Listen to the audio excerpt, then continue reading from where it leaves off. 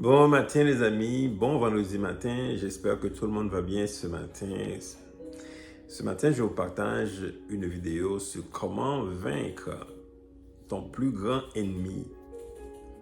Comment vaincre ton plus grand ennemi. Quand on parle de plus grand ennemi, il y a d'autres ennemis, il y a beaucoup d'ennemis dans le fond, mais il y a un plus grand que tu dois vaincre. Nous savons que il y a des démons qui sont contre nous.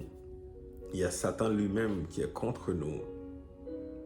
Mais par la parole de Dieu, par le sang de Jésus-Christ, nous savons que nous avons la victoire sur ces démons. Nous avons la victoire également sur Satan. Donc, si nous avons la foi en Jésus-Christ, nous avons la victoire. Et donc, nous pouvons le vaincre. Nous pouvons vaincre facilement les mauvais esprits qui nous attaquent. Mais ton plus grand ennemi, c'est ta chair. C'est ta chair, ton plus grand ennemi. Jésus a dit, l'esprit est bien disposé, mais la chair est faible. Des fois, tu veux prier, tu n'arrives pas à le faire à cause de la chair. Tu arrives, tu as reçu une parole de Dieu, tu as un projet à accomplir quelque chose, même pour travailler, tu deviens tellement lourd, la paresse t'empare. C'est à cause de la chair, le manque de discipline. Le manque de sagesse, c'est toujours à cause de la chair. Donc, c'est la chair qui s'oppose beaucoup à toi. C'est la chair qui t'empêche aujourd'hui de réussir dans ta vie. Si tu vois que les choses ne fonctionnent pas, c'est à cause de la chair. L'ennemi va profiter évidemment de la chair, il va profiter de la faiblesse, mais ton principal ennemi aujourd'hui, ton plus grand ennemi aujourd'hui, c'est ta chair.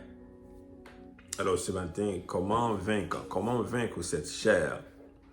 L'apôtre Paul nous parle dans Galates 5, le verset 20, que la chair a été crucifiée en Christ. Et donc, il faut que ta chair soit crucifiée. Pour avoir la victoire sur ta chair, il faut que la chair soit crucifiée. Il ne faut pas continuer à faire l'œuvre de la chair. Si tu continues à faire l'œuvre de la chair, tu ne vas jamais marcher dans la victoire. Donc, la chair doit être crucifiée. Donc, tu dois avoir la foi en Jésus-Christ. Seigneur Jésus, tu as souffert à la croix pour moi, pour me libérer de la mort et du péché. Aujourd'hui, j'admets que ma chair soit crucifiée.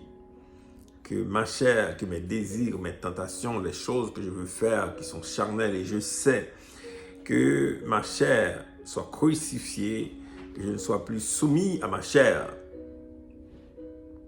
Et la deuxième façon, c'est de marcher par l'esprit.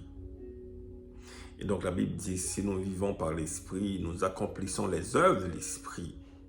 Et donc il faut vivre par l'esprit. Donc pour avoir la victoire sur ton plus grand ennemi aujourd'hui, c'est de crucifier la chair et de marcher par l'esprit.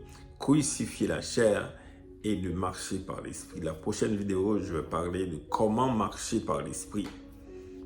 Voilà les amis pour vous ce matin. Bonne journée, à bientôt.